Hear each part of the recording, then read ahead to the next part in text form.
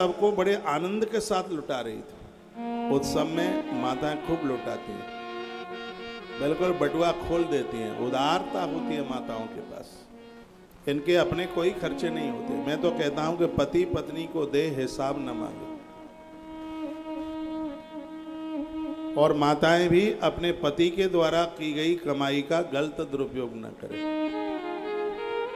धर्म पुण्य के लिए हमने सुना के आए, पढ़ा है इसे पुराण में, जो आपको पिता के घर से मिला है वो पैसा बहुत ज्यादा शुभ है। जो पति की कमाई से जो आपको पैसा मिला है वो बहुत ज्यादा शुभ है।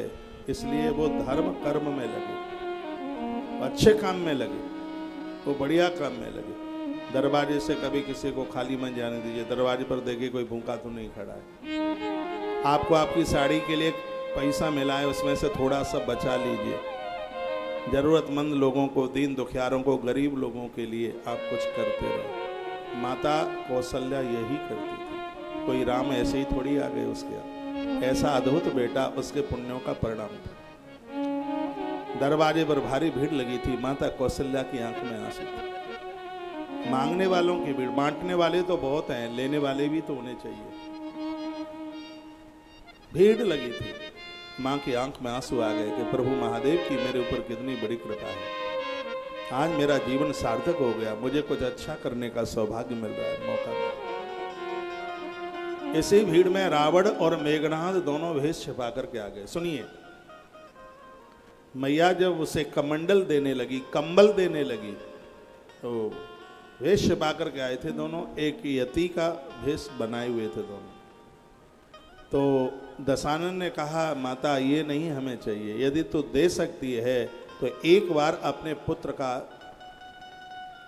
दर्शन करा दे।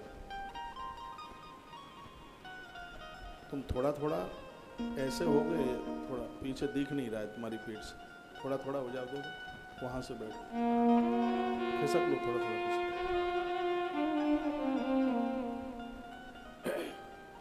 दशानन रावण ने कहा, माता यदि तू दे सकती है तो एक बार अपने पुत्र का दर्शन हमें करा दे। ये रावण के शब्द थे। बस समझ लेना कि हमारी इच्छा पूरी हो गई। मैया ने कहा, सामने के कक्ष में मेरे चारों पुत्र झूले में झूल रहे हैं, तुम जाकर के दर्शन कर लो।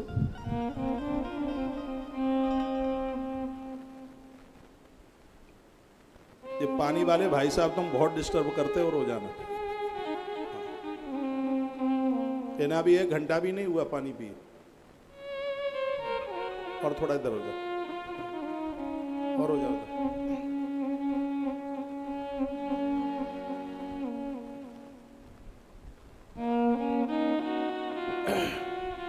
सामने के कक्ष में 4 पुत्र लेटे हुए।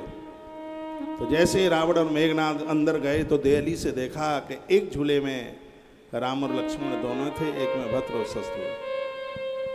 तो रावण ने कहा कि जो सांवला है वो मेरा काल है और जो गोरा सा है वो तेरा काल है। तो बता के पहले मैं अपने काल को खत्म करके आ जाऊं। तो मेघनाद ने कहा, पिताजी आप रुकिए, आप देहली पर खड़े रहे, पहले मुझे अपना काम कर लेने दीजिए। मेघनाद गया और वह लक्ष्मण का गला घोंटने लगा। और राम के जो चरणों में है उसकी मौत हो जाए, ऐसा तो कभी हो ही नहीं सकता।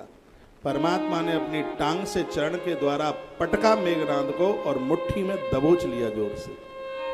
ऐसा लग रहा था कि उसके तो प्राण ही निकलने वाले हैं। 4 हो गए। जब मेघनाद नहीं आया तो रावण ने जाके देखा, ये चला कहाँ गया। बहुत बड़ा ज्योतिषी पंडित था रावण। उसने प्रश्न कुंडली बनाई और फलादेश निकल करके आ गया कि बड़ा वाला बच्चा है, इसकी मुट्ठी में मेरा पुत्र है। रावण ने प्रभु राम की मुट्ठी खोलने की खूब कोशिश करी, जूझ गया, हार गया, लेकिन मुट्ठी नहीं खोल पाया। दौड़ता हुआ वो माता कौशला के पास पहुंचा और कहने लगा, हे माँ, मुझे कुछ भी नहीं चाहिए, जो तेरे बड़े वाले बेटे की जो मुट्ठी में है बस वो मुझे दे दे।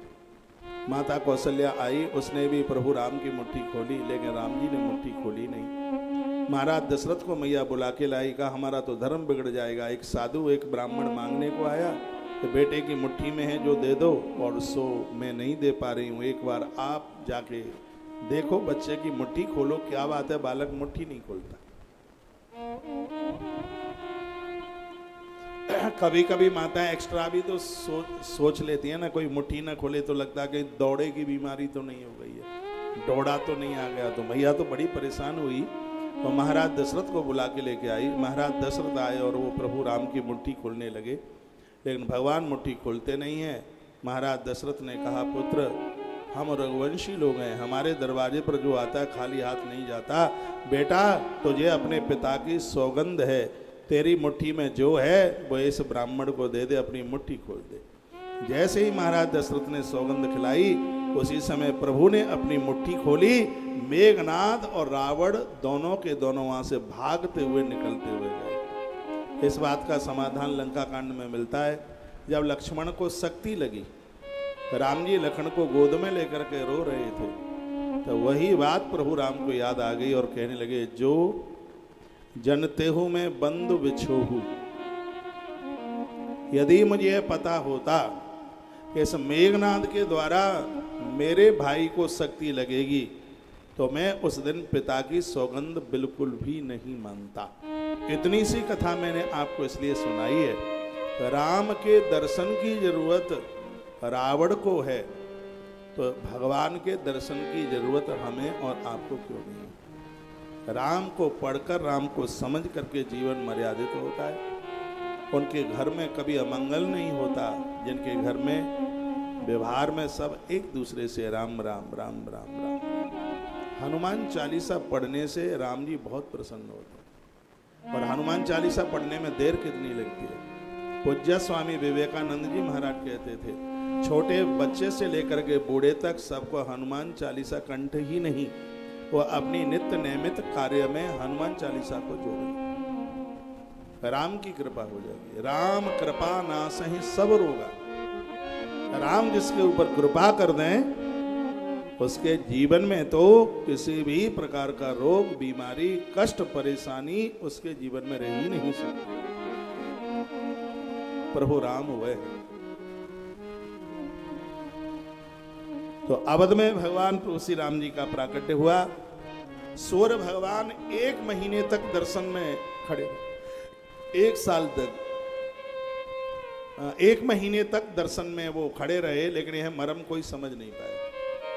चंद्रमा जी भी पंक्ति में खड़े खड़े रो रहे। राम जी ने पूछा कि मेरे जन्म पर सब प्रसन्न है, तुम क्यों रो रहे हो? तो उसने कहा कि भगवान क्या बताऊं, आपके दर्शन की क्या जरूरत मुझे नहीं है, मुझे आपका दर्शन नहीं हो रहा है। कहा क्यों? 1 महीना हो गया, सूर्यदेव गए नहीं है, जब तक ये नहीं जाएंगे तब तक रात नहीं होगी, और जब तक रात्रि नहीं होगी तब तक मुझे आपका दर्शन ही कहाँ हुआ। भगवान ने उसी समय वायदा किया और कहा, हे चंद्रदेव तुम अत्रि के पुत्र हो और अत्रि बहुत बड़े संत हैं, मैं तुमसे वायदा करता हूं, अब के बार मैं सूर्य वंश में राम बन के आया हूं, द्वापर में मैं चंद्र वंश में कृष्ण बन करके आऊंगा, तुम्हारे वंश को मैं सुशोभित करूंगा। चंद्रमा रोए, कहा भगवान इस समय भी तो मुझे आपकी कृपा का कोई प्रसाद मिलना चाहिए था। तो भगवान ने कहा, ये मेरा वायदा है, कुछ दिनों के बाद में गुरुजी मेरा नाम रखेंगे, मेरा नाम राम होगा। जो मेरे भक्त होंगे मेरे नाम के साथ में तुम्हारा नाम जरूर जोड़ेंगे, तब मेरा पूरा नाम होगा। बोलिए रामचंद्र भगवान की। इसलिए राम जी के नाम के साथ चंद्रमा का नाम लग गया। तो भक्त लोग, महात्मा लोग बड़े आदर के साथ, आनंद के साथ स्तुति गाते हैं, श्री रामचंद्र कृपाल भज मन।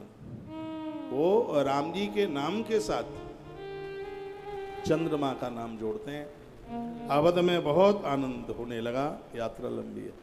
अवध में बहुत आनंद होने लगा।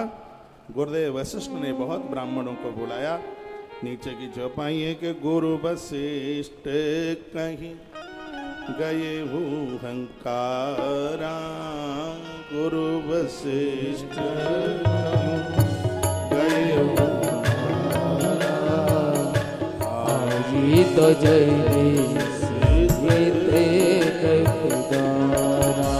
आज गुरुदेव वशिष्ठ अपने साथ में बहुत ब्राह्मणों को लेकर के महाराज दशरथ के दरवाजे पर पहुंचे। क्या किया जाके? नंदी मुख श्राद्ध कर जात कर्म सब की। नांदी मुख श्राद्ध किया गया। पूजा से पहले नांदी मुख श्राद्ध होता है। आप जब भी किसी पूजा में बैठे हैं तो नांदी मुख श्राद्ध कराए। नांदी मुख श्राद्ध करा के आप बैठे हैं तो बीच में सोवड़ हो जाए, यदि किसी बच्चे का जन्म हो जाए तो पूजा खंडित नहीं होगी। पूजा छोड़ने की जरूरत ही नहीं। किसी की मृत्यु का सूतक हो जाए और आपने नांदी मुख श्राद्ध किया और एक रात निकल गई है, यहाँ ऐसे लोग बैठे हों, आप तो नदी पार करके यहाँ पहुँच गए हैं, बहुत बड़े तीर्थ में आप बैठे हैं, एक रात्रि इस तीर्थ में आपको निकल गई है, तो किसी की शोवड़ हुई हो गई हो, यानी बच्चे का जन्म हो गया हो, या किसी की मृत्यु हो गई हो, इतने पर भी आपको पूजा छोड़ने की बिल्कुल जरूरत नहीं है। भगवान का दर्शन करने की बिल्कुल छोड़ने की जरूरत नहीं है। ऐसा हमारे ग्रंथों में वर्णन है। नांदी मुख श्राद्ध कितनी बड़ी है। वैसे भी कहते हैं नदी पार करने के बाद सूतक का प्रभाव नहीं रहता। अपनी सीमा को छोड़ करके दूर आप चले गए। वैसे सूतक लगता है, 7 पीढ़ी तक सूतक लगता है। उसमें वर्णन है कि किसको कितना लगता है, ये वर्णन किया है। तीसरी पीढ़ी पर पूरा सूतक लगता है। चौथी पीढ़ी पर 50% का लगता है। छठवीं और 7वीं पीढ़ी पर जो सूतक है वो 2 दिन का सूतक लगता है। 6वीं और 7वीं पीढ़ी पर जाकर ये सूतक होता है। लेकिन इतना फिर एक बार मैं निवेदन करूंगा, आप पूजा पाठ जब भी कोई, चाहे नवरात्रा का अनुष्ठान है, चाहे अभी श्रावण का महीना आ रहा है, कोई आप भगवान महादेव की पूजा करते हैं, तो पूजा से पूर्व नांदी मुख श्राद्ध होता है। यदि ये हो जावे तो आपकी पूजा बिल्कुल छूट नहीं सकती, पूजा खंडित नहीं हो सकती। वर्णन है नंदी मुख श्राद्ध कर जात कर्म सब की। नांदी मुख श्राद्ध कराया और जात कर्म संस्कार कराया। पहले संस्कार 48 होते थे, लेकिन लोगों के पास ये सब करने का टाइम समय नहीं था। अब वो संक्षिप्त 16 संस्कार हो गए। इन 16 संस्कारों को स्वीकार कीजिए। जात कर्म संस्कार 16 संस्कारों में से एक संस्कार है। संस्कार का मतलब है शुद्ध जीवन। संस्कार का अर्थ है पवित्र जीवन। संस्कार का मतलब है, संस्कार का मतलब है संस्कृत युक्त जीवन। 16 संस्कार हैं और भगवान कृपा करे कि इन संस्कारों को आप करें। सबसे पहला संस्कार है गर्भाधान संस्कार। दाम्पत्य का विवाह हुआ है और उन्होंने ऐसा मन में विचार किया कि संतान को जन्म देना है, तो 10 महीने पहले से वो उन नियमों को आरंभ कर देते हैं। जमीन में सोते हैं, एक बार भोजन करते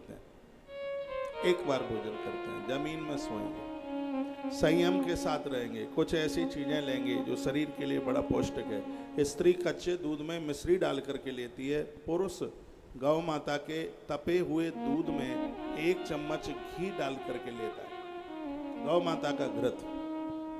यह संतान को जन्म देने से पहले महात्मा याज्ञवल्क्य ने अपनी स्मृति में वर्णन किया। मैं आपको बोल रहा हूं, यदि 10 महीने संयम के साथ में, फिर होने वाली जो संतान है वो बड़ी अद्भुत होती है, बहुत विशेष। नारी के लिए कच्चे दूध में मिश्री, पुरुष के लिए पके हुए दूध में गौ माता का घृत। 10 महीने जमीन में सोना होता है, ऊट पटांग खाया नहीं जाता, और उसमें कुछ विशेष रूप से मंत्र है। मंत्र भी बता देता हूँ, ओम ब्रह्मणे नमः। इस मंत्र का जप किया जाता है, इससे होने वाली संतान के ऊपर एक बहुत बड़ा असर होता है। गोपाल बीज मंत्र, गर्भ में संतान आ जाए फिर जपना लोग शुरू कर देते हैं, पति पत्नी दोनों। गोपाल मंत्र है ओम क्लीम कृष्णाय गोविंदाय गोपी जनवल्लभाय स्वाहा। इससे गर्भ में संतान समाप्त नहीं होती, इतना बड़ा प्रभाव है। तो सबसे पहला संस्कार है जिसका नाम है गर्भाधान संस्कार। संतान को जन्म देने के लिए ब्रह्म मुहूर्त नहीं होना चाहिए, दिन नहीं होना चाहिए, रात्रि के दूसरे और तीसरे पहर की बात कही गई है इसमें। इससे होने वाली संतान के ऊपर बहुत बड़ा असर होता है। गर्भाधान में एकादशी नहीं हो, द्वादशी नहीं हो, अमावस्या नहीं हो, पूर्णिमा नहीं हो, श्राद्ध नहीं हो, नवरात्रा के दिन नहीं हो, नहीं तो गर्भ में आने वाली संतान ठीक नहीं होगी। इन मुहूर्तों में बच्चों का जन्म होना बहुत शुभ है। इस समय में गर्भ में संतान का आना बिल्कुल शुभ नहीं है। श्राद्ध का समय है, पूरे 16 दिन श्राद्ध के, नवरात्रा के पूरे 9 दिन, एकादशी, द्वादशी, पूर्णिमा, अमावस्या, संक्रांति, बसंत पंचमी, अक्खा तीज और एकादशी पूरी। ये जो पवित्र पर्व की तिथियां हैं, यदि इन तिथियों में गर्भ में संतान आ गई तो परिवार के सहित पूरी धरती की नाक में नकेल डालने वाली वो औलाद हो। इसलिए तो कहा जाता है, राजीव भाई दीक्षित बड़ा अद्भुत महापुरुष हुआ। वो कहते थे कि स्त्री पुरुष चाहें तो अद्भुत औलाद को पैदा कर सकते हैं, ऐसी संतान को जन्म दे सकते हैं जो संतान इस धरती के लिए बड़ी प्रमुख साबित हो। वो कहते थे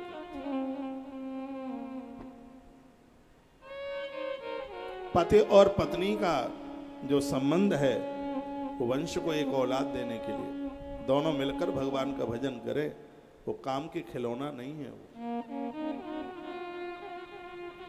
तो पहला है गर्भाधान संस्कार, दूसरा है पुंसवन संस्कार।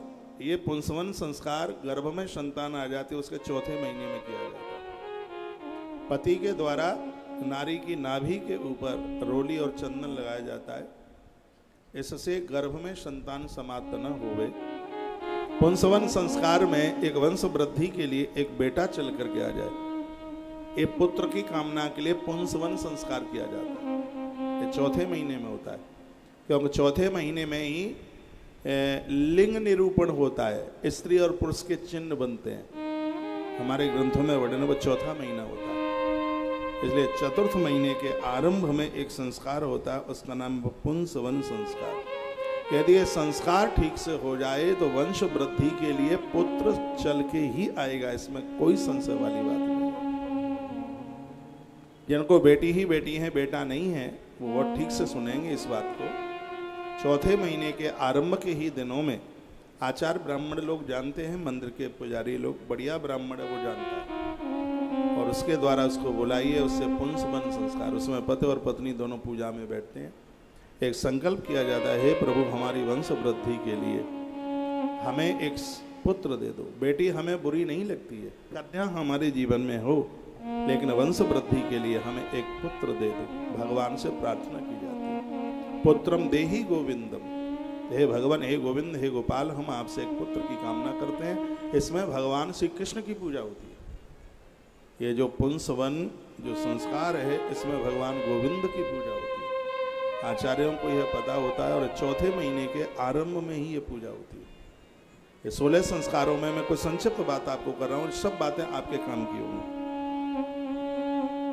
और उसके बाद में है सीमंतोन्नयन संस्कार। ये 6 महीने से 8 महीने के बीच में किया जाता है। सीमंतोन्नयन संस्कार के द्वारा गर्भपात नहीं होता, गर्भ समाप्त नहीं होता, पेट में बच्चों का मरना ये बिल्कुल शुभ नहीं है। इसलिए ये भी बहुत याद करने के लायक है।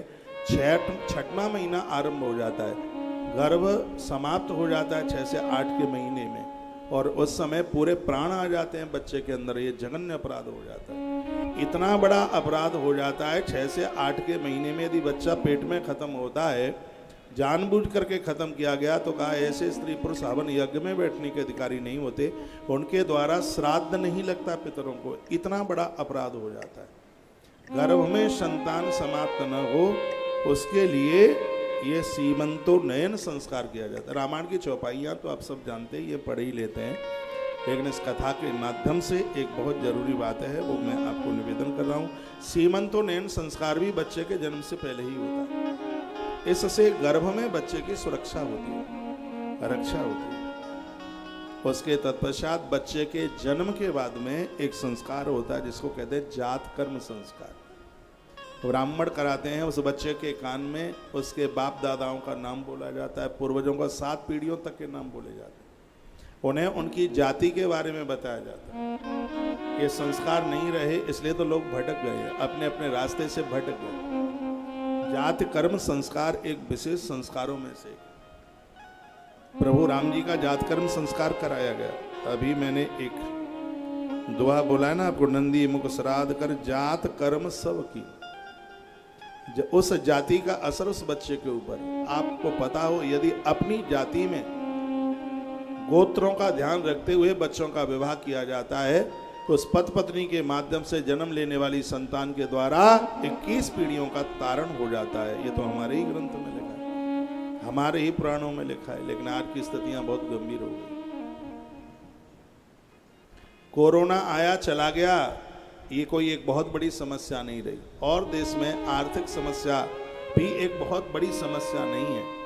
सबसे बड़ी समस्या है कि समाज में गलत बच्चों का जन्म होना, ये सबके लिए ही एक बहुत बड़ी समस्या है। जिस प्रकार से केसर सब जगह नहीं होती, केसर के लिए कश्मीर चाहिए, उसी प्रकार से अच्छी संतान के लिए अच्छे संस्कार चाहिए, अच्छे माता पिता चाहिए। बढ़िया औलाद तो तब ही तो पैदा होगी। तो हमारे महापुरुषों ने उन संस्कारों का वर्णन किया। प्रभु राम जी के लिए संस्कार किए गए, इसलिए मैं ये चर्चा आपको कर रहा हूं। तो जात कर्म संस्कार, उसके बाद में 5वें नंबर पर आता है नामकरण संस्कार। जिस दिन बच्चों का आप नाम रखते हैं तो चलते फिरते नाम नहीं, उस दिन एक उत्सव होना चाहिए। घर में यज्ञ कर्म हो, अपने ज्येष्ठ श्रेष्ठ लोगों को बुलाइए, गुरुजनों को बुलाइए, हवन यज्ञ हो। उस दिन एक विशेष कोई फंक्शन जैसा, उत्सव जैसा होना चाहिए जिस दिन बच्चों का नाम संस्कार आप कर रहे हैं। राम जी का नाम संस्कार किया गया, 10,000 ब्राह्मण बुलाए गए थे नाम संस्कार का समय। इस नाम का बड़ा असर पड़ता है, नाम का भारी असर पड़ता। यथा नाम तथा गुण। बेटों का नाम रख रहे हो तो लास्ट का अक्षर है छोटा होना चाहिए। बिटिया का नाम रख रहे हो, लास्ट का अक्षर है वो बड़ा होना चाहिए। उदाहरण के तौर पर राम, लास्ट का अक्षर छोटा है, सीता बड़ा है, कृष्ण छोटा है, राधा बड़ा है, शंकर लास्ट का अक्षर छोटा है, पार्वती लास्ट का अक्षर है वो बड़ा है। बेटियों का नाम उच्चारण करने पर लास्ट का अक्षर बड़ा, और बेटे के नाम का उच्चारण करते समय लास्ट का अक्षर है वो छोटा होना चाहिए। मेरी भाषा आपकी समझ में आ रही है? हा?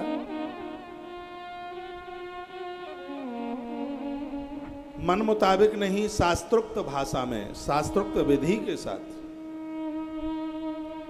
नाम रखा जाए। बेटी का नाम गार्गी रखिए, अदिति रखिए, श्रेष्ठा रखिए, शिवांशी रखिए, मनमोहिनी माँ दुर्गा, माँ राधे का एक नाम है। मनमोहन तो आपने बहुत सुने हैं, मनमोहिनी बहुत अद्भुत नाम है। बेटों के नाम उत्कर्ष, केशव नाम मुझे बहुत प्यारा लगता है, माधव बहुत प्यारा लगता है, राघव, माधव, अम्बरीश, वर्धमान, ये बड़े अच्छे नाम है। वेद, अथर्व, ये बड़े अच्छे नाम हैं हमारे ग्रंथों में। बिटिया का नाम उद्भवी, सुकृति, ऐसे नाम रखिए तो बोलने में भी अच्छे लगते हैं और उनके अर्थ भी बहुत अच्छे होते हैं। नदियों के नाम पर नाम रखिए, छपरा बहुत प्यारा नाम है, नर्मदा बहुत प्यारा नाम है, देविका कश्मीर में एक नदी बहती है। इसी नदी के किनारे पर महात्मा कश्यप के घर में भगवान सूर्यदेव का अवतरण हुआ। जिस नदी की चर्चा मैंने पिछले किसी ग्रंथों में मैंने की है, बहुत प्यारे नाम। मां गंगा की एक परम भक्तानी शिव महापुराण में जिसकी कथा आती है, ऋषिका, पावन नाम, पवित्र नाम। लेकिन आजकल तो अंग्रेजी नाम चलता है। मुझे पता है कि ट्विंकल का अर्थ क्या है, लेकिन ट्विंकल जरूरी नहीं है। तो हिंदी के, संस्कृत के अच्छे जिसके स्वर अर्थ निकलते हैं वो नाम रखिए।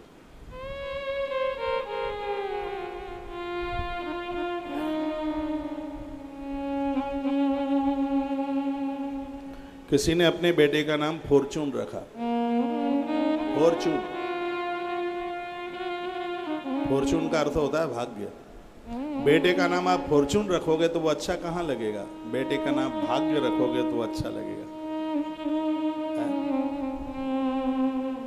तो अपनी संस्कृति में नाम की बड़ी महिमा है और ये नामकरण संस्कार भी उन 16 संस्कारों में से एक है।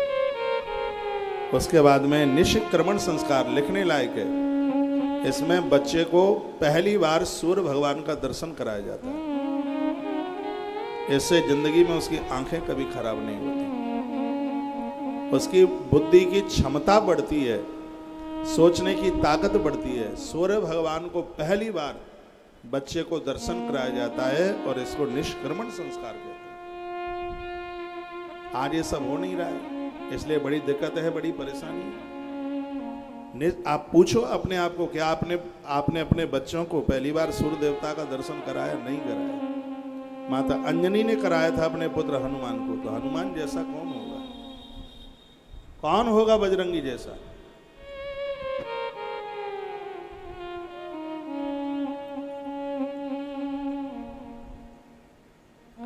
बोली बांके बिहारी लाल की, श्री हनुमंत बलवंत महाराज की जय। तो ये निष्क्रमण संस्कार उन संस्कारों में से एक है।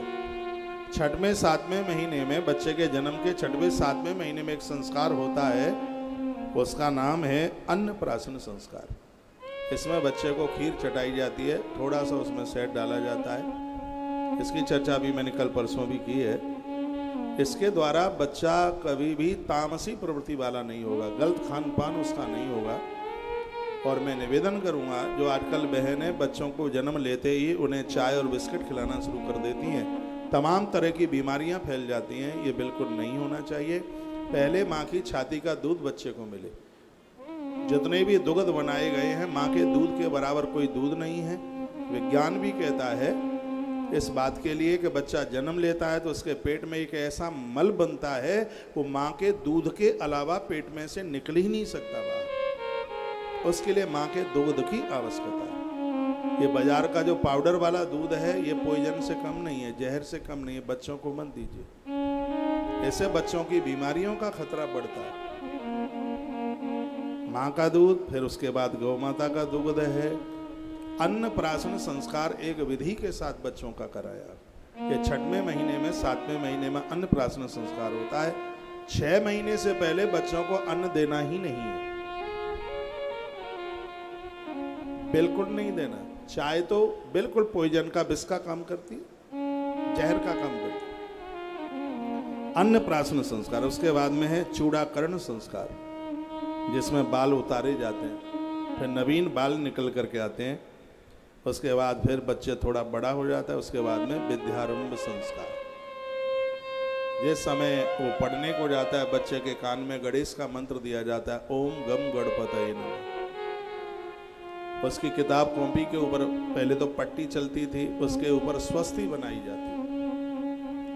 बच्चा स्कूल जाता था तो हल्दी में थोड़ी रोली और दही डालकर उसके माथे पर लंबा तिलक किया जाता था। अब मैं आपको ये संस्कार बता रहा हूं, आप बताइए इनमें से आपने कौन सा संस्कार किया? कोई भी नहीं। इसलिए दिक्कत, इसलिए परेशानी। चूड़ाकरण संस्कार, विद्यारंभ संस्कार, और एक और संस्कार है, तो वो है कर्णभेद संस्कार।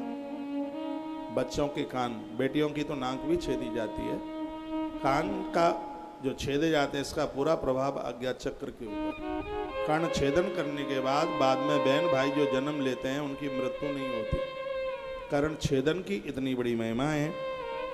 और उसके तत्पश्चात जो है यज्ञोपवीत संस्कार है, जनेऊ संस्कार, वेदारंभ संस्कार है, केशांत संस्कार, और पढ़ाई पूरी होने पर एक संस्कार है, वह है समावर्तन संस्कार। वो लंबी चर्चा है। उसके बाद में विवाह संस्कार। जिस तिथि में बच्चों का जन्म हुआ है उस तिथि में बच्चों का विवाह नहीं होना चाहिए। बड़ा बच्चा है, जेठ के महीने में शादी नहीं होनी चाहिए। ऐसा हमारे ग्रंथों में, संस्कारों की पवित्र ग्रंथों में इस बात की वर्णता की गई है। जैसे बैसाख पंचमी में किसी का जन्म हुआ है तो बैसाख पंचमी को उसकी शादी नहीं होनी चाहिए।